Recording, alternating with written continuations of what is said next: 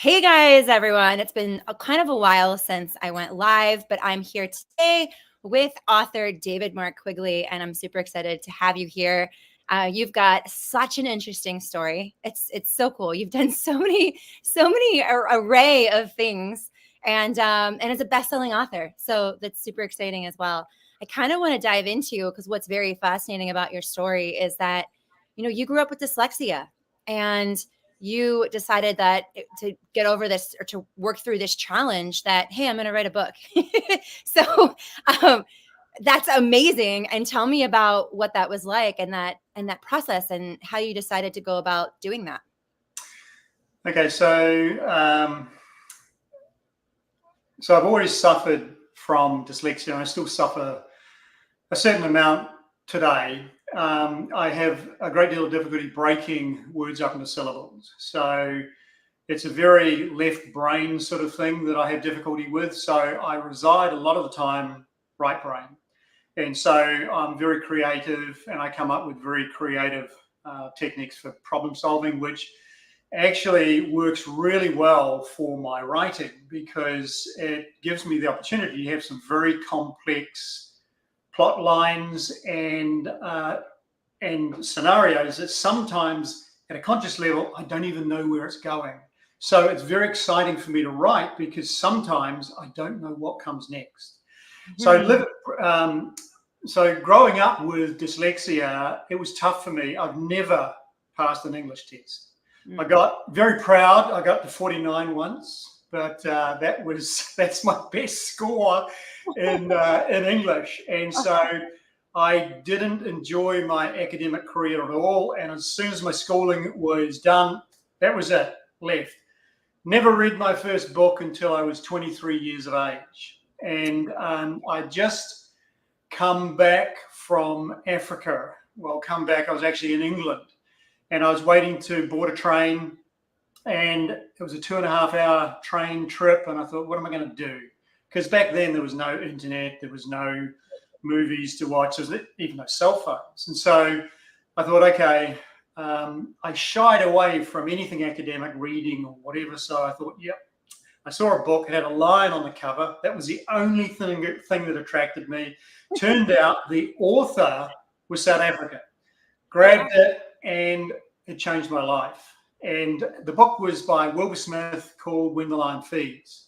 And so it opened up a whole new world to me. And while it was incredibly slow going and I had difficulty reading through it, it sort of gave me a different perspective on my life. And I ended up going back to New Zealand, and I thought, I need to get a handle on my dyslexia. I had just studied for and passed my diploma in clinical hypnotherapy, and I'd fallen into dealing with high performance individuals. And what I had to do was I had to come up with personalized therapies while they were under hypnosis. And so reading a book and writing out therapies was two entirely different things. Very difficult for me. So I thought, what am I going to do here? And I thought, I'm going to write a book. Surely that'll help me overcome it. And it was the thing that allowed me to get past dyslexia. And instead of having it as a constraint, it actually, I was able to use it as a skill. And so it allowed me to, I was amazed that I could string these sentences together that I didn't know that I could do. And so what I actually did is I faced the thing that I feared the most, the written and spoken word. And so by tackling that, I discovered that, and it was a fear. I'm going to admit that it was a fear. And so I discovered that on the other side of that was who I wanted to be. And so now as I write, it allows me to change some of those neural pathways that have inhibited me, but retain the creative side of my thinking. And so I can still think differently than most people, and I still have this creative process to how I approach life, But by tackling that fear in the writing, I was actually able to repair some of those pathways. I can't do it fully, but I can now. I can, if a word is similar to something that I already know, I can basically pronounce it. Whereas before, it was like if I saw a word I've never seen before, it was like putting my foot on the accelerator with your car in neutral.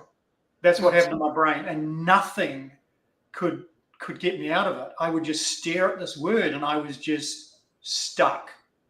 And so, I've made a lot of advances, and so wrote the book, and I've written 6, I think, and we're about to present another one. I've done a non-fiction one as well because of another part of my life. And anyway, growing up with dyslexia was really tough for me because I shied away from anything academic, anything writing, and going from there. But there was, I grew up in a pretty traumatic circumstance. So for me, dyslexia wasn't necessarily genetic. I know the scientists who study it say it's genetic, but for me, it came on because of certain traumas that I suffered. Yes, I had a propensity. I believe my mother was dyslexic. She was very creative, a great artist, and so I did have that propensity. But it wasn't until I suffered some pretty severe traumas that it exhibited itself and really put me in a box. So I have so many questions with this, and I find this so fascinating as well, because I do, when you're the first person that actually said that about how you believe that dyslexia came from trauma, and I look to other people that I know that have dyslexia, and I say the same thing. It definitely, or they've had a lot of trauma in their life is what I can speak to. So I'm curious, I guess to those out there that are listening who might suffer from dyslexia or know someone that does, what are some tools or some ways that maybe that could help them, that where if they wanted to write a book, or they could or help them kind of further along from where they're at? And maybe it is getting over the fear like you had spoken about. Yeah. Okay. So one of the things that I'm pretty big on is priming the mind. And so, I've done this for decades, ever since my consultancy, my peak performance consultancy. And so every night before I go to bed, I will write myself out questions, and it could be about what I'm writing about, or it could be a problem that I want to solve, or it could be any manner of thing. I will write it out, and I will not expect to have it answered there and then. And so I could write 3 questions. I could write 13 questions. It doesn't really matter. It really depends on what I'm working at that time. Close the journal, and then I will basically sleep on it. And generally, within a day or two, those questions will be answered. And so what I believe I'm doing is I am drawing from the right side of my brain, the creative side, to solve those problems. And, it could be a plot twist that I want in a book, or it could be deactivating mycotoxins, whatever. It could be right out there. And so what I use is I use the creative side, the right side of my brain, to allow me to answer those questions. And so my mind will figure out how to come up with the answer. And so I remember when I wrote my first book, I would go to the library every Wednesday to do research. But prior to that Wednesday, I would write out the questions that I needed to find to answer research about. And so one of them was I needed to find out what a security box interview room or viewing room looked like, and how the security boxes were laid out and what have you. And because I wanted it in a particular detail because it was an intrinsic part to the story. And so I said, how can I find out how the architectural layout of a viewing room for a security boxes, and how would the security boxes be presented and all that sort of stuff. Went to the library the next Wednesday and came across a book with a photograph and schematics of a viewing room for just bizarre. And it was in a part of the library that I'd never been before. And it was just, yeah. So, my subconscious figured out, okay, well, this is what he needs to do. This is where he needs to go. And I was guided into that. So it's like, you've got to trust the process. Yeah. And go from there. So also for me, it's repetition.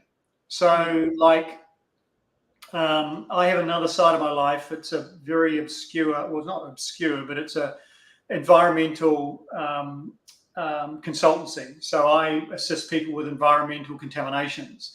And one of the things that I deal with is obviously mycotoxins, but also actinomyces, gram-positive bacteria, and endotoxins, gram-negative bacteria. I couldn't even say actinomyces for the longest time. So I found that the way that I learn a word is I repeat it 20 times. And if I repeat it 20 times, it becomes part of the neural network in my memory, and I can draw from it. And so that's how I learned how to spell, through repetition. I mean, I had numerous dictionaries and thesauruses beside me while I was writing to give me those tools to have a sentence or a paragraph or a chapter that was very easy to read. And so, it might have been, I might have used initially the same word over and over, but then I would go to the thesaurus and change it to another one, and got it from there. So a lot of repetition, a lot of right brain targeting to be able to get the left brain to do what I want it to, sort of thing. Do you find now that there's talk to text or the speaking things that you can do? Do you find that easier to be able to, talk into something and then it could dictate it on for you, or do you not even touch that? No, I will. Sometimes I'll do it for emails, but I don't do it while I'm writing because I need all my senses in play when I'm writing. So I want the feel, I want the verbal, I want to be able to hear what I'm saying, I want to be able to see, I want to be able to hear. So I want the touch. I want to be able to bring all senses into play when I'm writing. So no, I don't do speech to teach with writing. I will sometimes do it for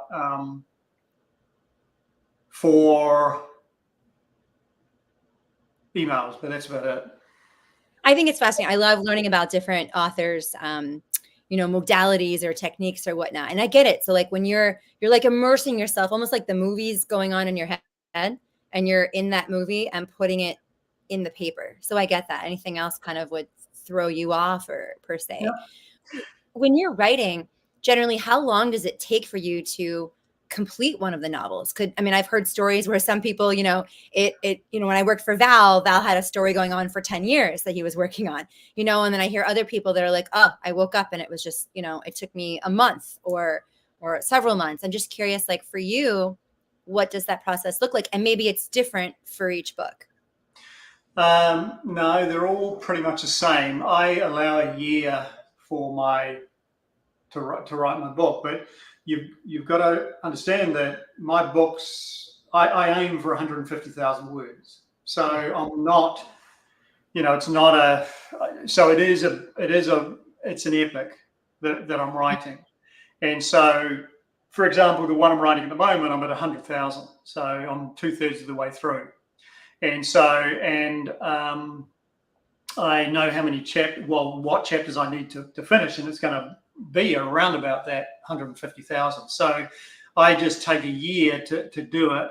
I could probably shorten that if I was doing it full time to probably 6 months, but I'm not there yet. That's my goal to do it full time, but I am, I'm not quite there yet. I mean, I toyed with the idea of hiring a publicist. Oh, that's right, I already have.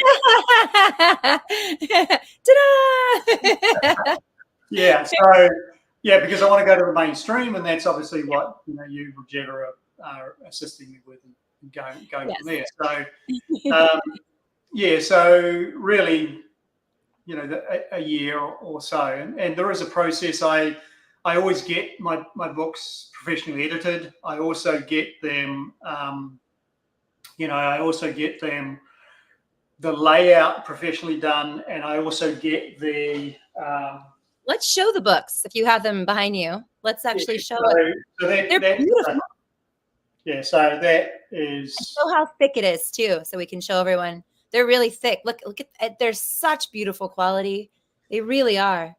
And so the way that I make sure that every chapter starts with the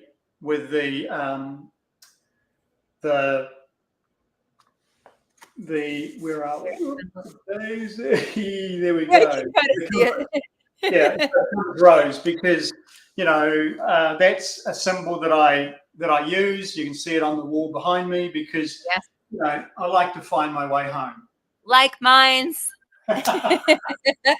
Everyone knows out there I use a similar symbol. So when I everything that I do, I try to strive for excellence, and so I need to make sure that the book that I've written is as the best quality that I can write it as possible. Then it goes to an editor that then makes those changes that she believes will be critical for it to be marketable, and then I want to be able to present it in a way that is pleasing to the eye, because all the books have the theme of the animal that I write about. So I mean, I write about wildlife conservation, but it's a fiction, and so I write about those wildlife warriors that are protecting those endangered species within the world, and I like to think of myself as being the voice that they don't have. So I'm the voice for the animal that I'm writing about, and everything within the book is, I do an incredible amount of research to make sure that it is, even though it's fiction, it is factually correct, that the scene and the muse are accurate. So in the places that I write about, I've either been to myself, or I've done meticulous research into what I'm writing about. So I immerse myself in it. And you hear people talking about flow a lot nowadays. Yes. And so I really haven't studied flow that much, but I all of a sudden, once I did start reading a few books about it, I realized that's exactly what happens when I write. I can jump into a book, and 3 or 4 hours have gone before I even know what's happened. And it may be writing a chapter, or it may be doing research, or it may be planning. I generally don't plan much ahead. I just let the book flow, and it takes on a life of its own. And so because I have relied so much on my intuition and my subconscious to keep me safe because of my dyslexia, I rely a lot on my subconscious for my writing. And so a lot of the times I'm wondering, where the hell did that come from? That's great. It's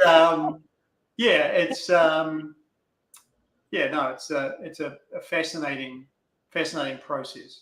I mean, your books they're so captivating from what I've read so far. They're amazing. And so I want to talk to everyone, let everyone know about out there.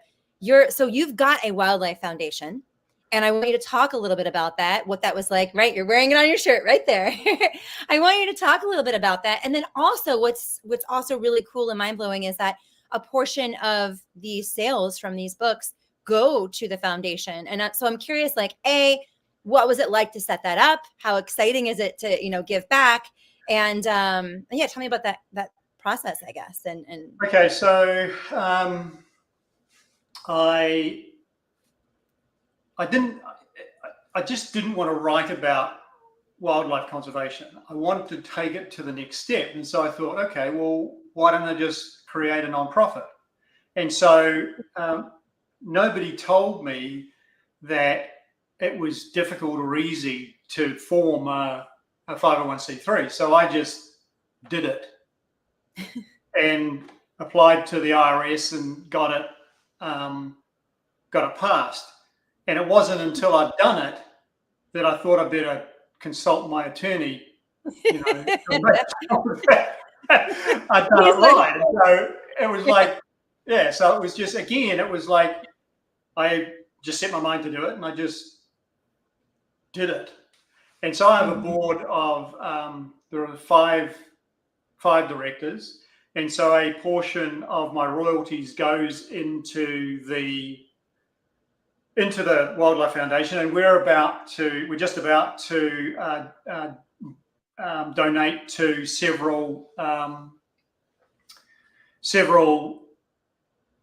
non-profits at the moment, and so I'm in the process of getting those checks cut, and who they're about to go to. So, and that's pretty exciting because I'm very particular about who I want to support, and so I'm very excited about the ones that I'm going to donate to shortly. That's super exciting. And then I want to go into about poaching, because we hear about it in the US, but we don't always hear about it, right? And so what I find so fascinating too is like your adventure novels.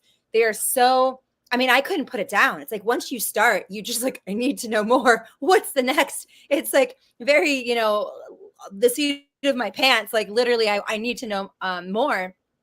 And I think I just froze. But I need to know more. And they're so amazing. Yet what it's fascinating about it, it's, the wildlife that's woven in and like the things that I have learned with it. So let's talk about some of the poaching. And, I didn't realize, like, for example, rhinos, I'm going to let you kind of go off with how horrible it is, what's still happening today, why they do it, for each animal. If you don't mind, I'm going to give you the floor. Yeah, no problem at all. So I've written one book about black rhinos, which there are basically, well, there are two main species of rhinos. There are black rhinos and there are white rhinos. And so I've written a book about a real rhino poaching conservation program that was run in the Zambezi Valley in the 1980s. And so what this program, it was called Operation Stronghold, and it was run by the ZimParks, the Zimbabwe Parks and Recreation Department, and they relocated over 300 rhinos from the Zambezi Valley on the banks of the Zambezi, where it bordered Zambia, to get them away from that poaching holocaust. And so that's what that first book was about. And the one that I'm 100,000 words into is about the white rhinos. And so black rhinos are browsers. They live in dense bush. And white rhinos are grazers, and they they graze in open velds and things like that. And so, but poachers don't discern what type of rhino they're going to slaughter. And so, and all they're after is the horn. And so the horn, it's used for two purposes. One is for Arabian jambias, which are the rhino horned daggers. Now, even though the rhino horn trade is illegal in virtually every country in the world, there are still countries like Yemen that will produce those, that will buy rhino horn for the jambias. And so, because it's part of their culture and what have you, and it's a level of esteem to be able to have a rhino horn dagger. But the main avenue for rhino horn is for traditional Asian medicine. And so they grind it up and they put it all into all sorts of pills and potions and what have you. And so that's where most of it basically goes to. And so rhino horn per pound is worth, on the black market, $130,000. And so it's worth more than gold or even cocaine. And so that's why, that's why the trade exists. So it's because of the lack of education that the poaching still goes on. And so even though there is no scientific proof that the rhino horn does anything in this traditional Asian medicine, they still use it. I mean, all it is carrion, just nails, hairs, like the hooves of animal, those type of things. And so it doesn't actually, it's not even digestible, but it just passes through somebody's system. And so because it was written in some of these tombs that were written centuries ago, there's still a market for it. And so even today, one of the countries that it's still rife for the trade is Vietnam. And so there will be even one of their main doctors who is in, I don't think he's at government level, but he is a very recognized and esteemed man who basically says, yes, we're going to need to use chemotherapy, we're going to need to use radiation and whatever, but also we've got the potential of having radical cancer cells still in the body. So we then need to use traditional medicine to basically keep those cells at bay. And one of the traditional medicines is a concoction that has rhino horn in it. And so you've got the medical profession, especially the traditional medicine, are still advocating the use of it. And so, and now you even have Westerners that are actually going to Vietnam to see if the traditional medicine will assist them with their cancer diagnosis and healing. So it's an education thing that needs to be rectified. And of course, the easiest way to get the rhino horn is to kill the rhino, and that's it. And each horn would probably be in between 8 to 14 pounds. So even if it was 10 pounds, 10 times $130,000 is over $1 million. Just that one horn. That's and insane. So it's driven by greed. And so you've got and it's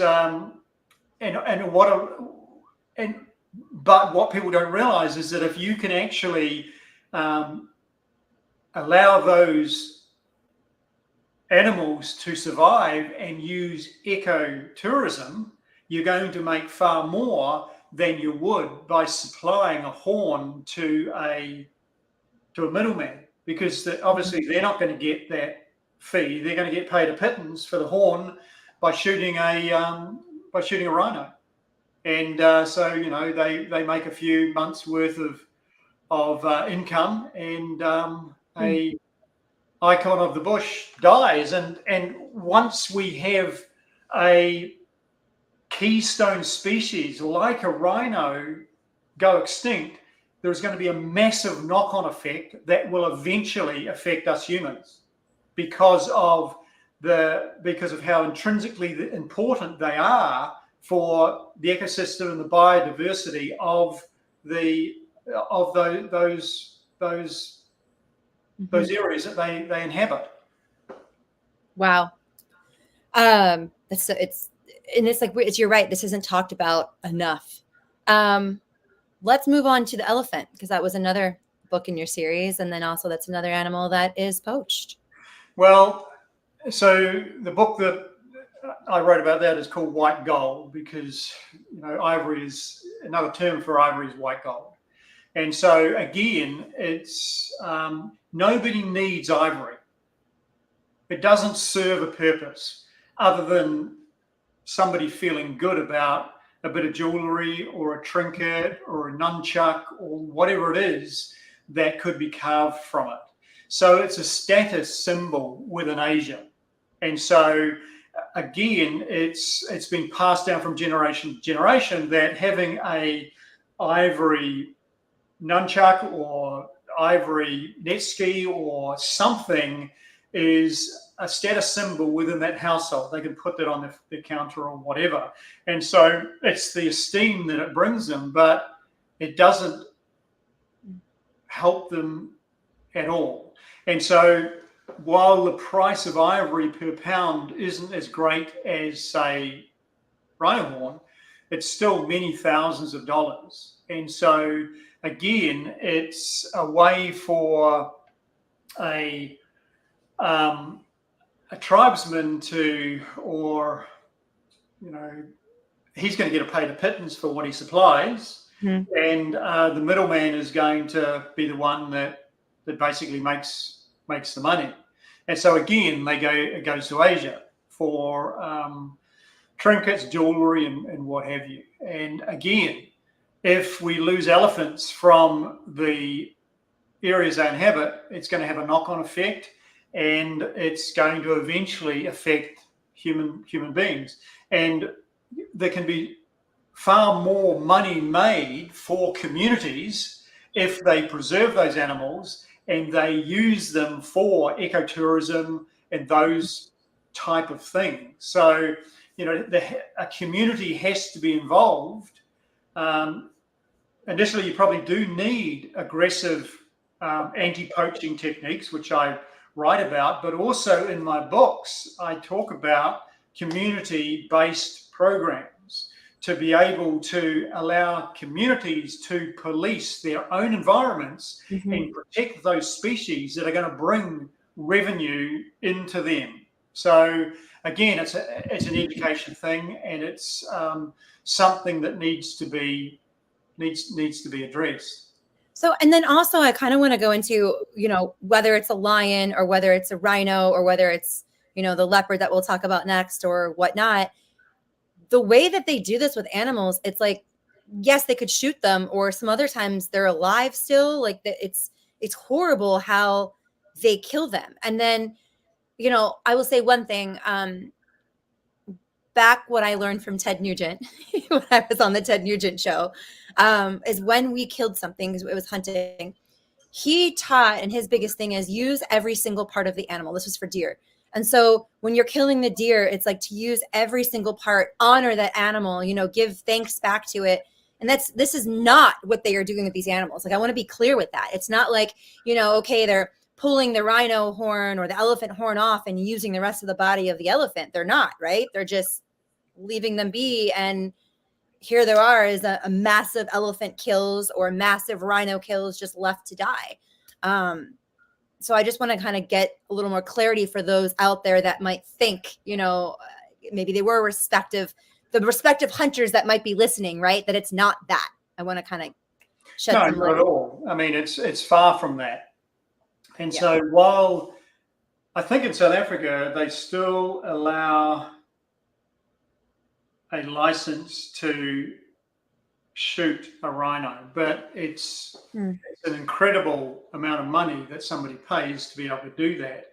And so in that sort of circumstance, whether you agree with it or not, that money will go back to the community. And so in circumstances like that, then every part of the animal would be utilized. And I believe still in Zimbabwe, they are culling elephants within the national parks because they need them at a certain level because they will decimate. I think they're the only other species other than man that actually destroy the habitat that they live in. And so they do cull elephants within the national parks to keep them at sustainable levels. So the remaining herds will thrive. And so, and then in circumstances like that, then every part of the animal is preserved and used, the hides, the meat, everything. And so, but when it comes to poaching, for example, when a poacher kills or maims a rhino, some will hack it off with an axe, the horn off with an axe or a chainsaw. And those that know, who are very proficient at it, just a very sharp penknife, if they go around the circumference of the horn, they can just rip that off like ripping apart Velcro. And it doesn't matter to them if that animal is alive or not. And, I've seen some horrific photographs of rhinos that are still alive with their, their horns being ripped off them. And so they are trying to get the maximum amount of horn so they can get the maximum amount for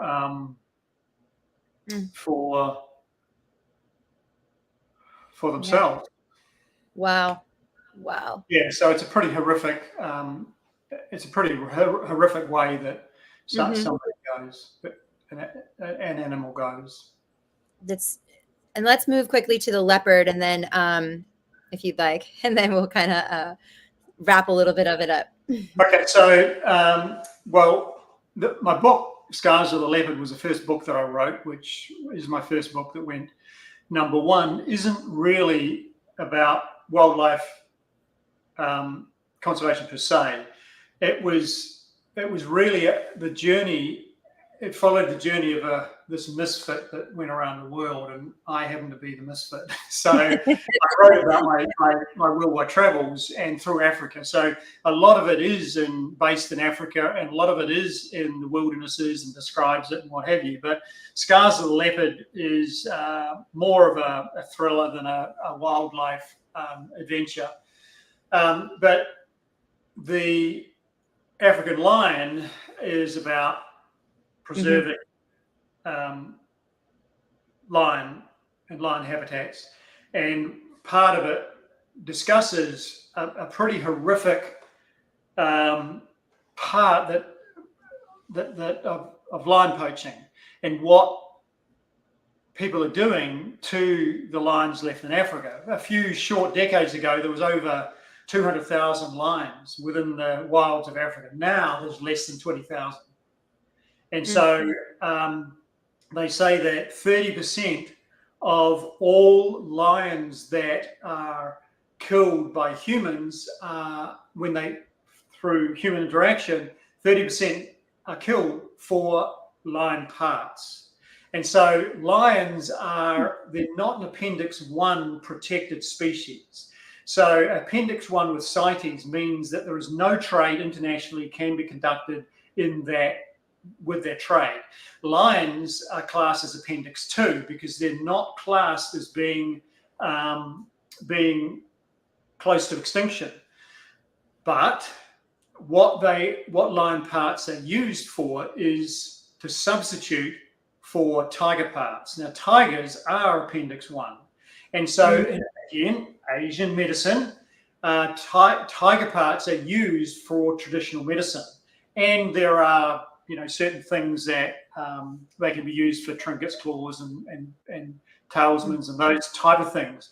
But there are certain things like tiger wine, tiger soup that is supposed to assist with certain afflictions. And so because tiger parts are now becoming more and more difficult to get for the traditional medicine, what they're doing is they're substituting with lion parts. And so they are getting these lion parts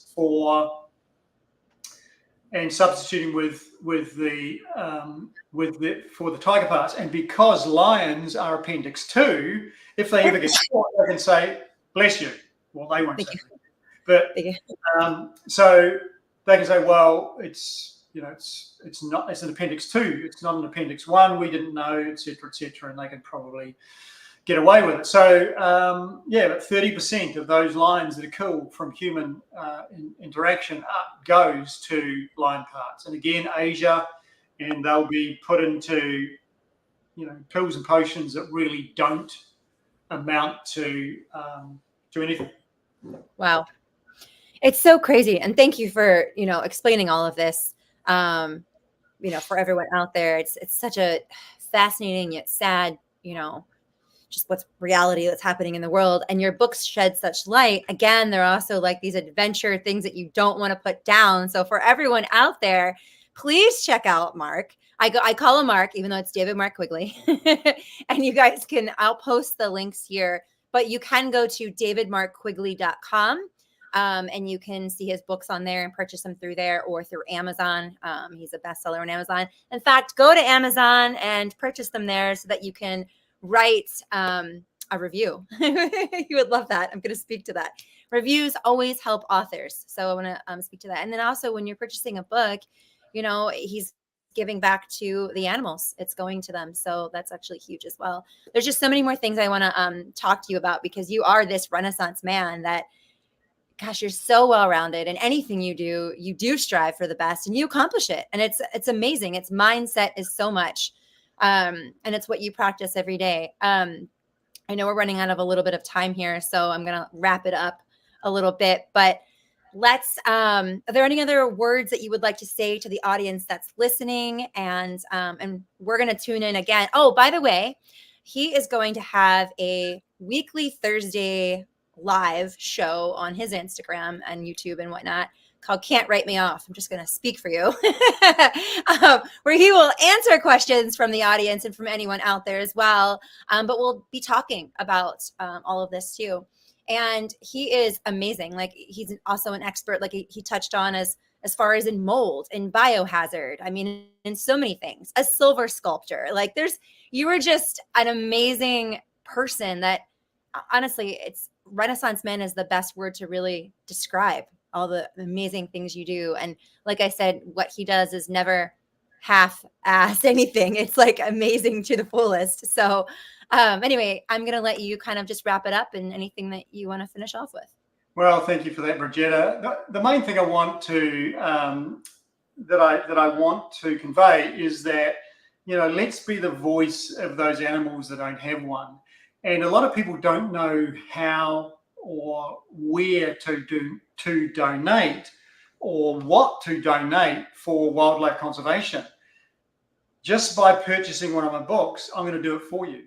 And so it's going to be seamless. And so while it's not going to be a massive amount, or you can go directly to my website and donate directly to the foundation, but just by purchasing one of my books, you're going to become a wildlife warrior, because I'm going to support wildlife on your behalf, because you have provided that portion of the royalty to go to wildlife conservation. And so that's what really motivates me as far as my writing. And the other side is the dyslexia side. I can't explain how much I struggled with dyslexia growing up. It was debilitating. It was, and so I'm proof that dyslexia doesn't have to be a challenge. It can be one of the biggest skills or one of the biggest opportunities that you could have. So those are the two main things that I really want to impart with. And thank you again, Bridgetta. I really appreciate that. Absolutely. And thank you. And for anyone that has any other questions, feel free to reach out to him via his website or through any of his social channels. You can find him, or you can reach out to me too. Either works. Again, thanks all. Mwah, and have an amazing or happy Friday to everybody. Take care. Thank you.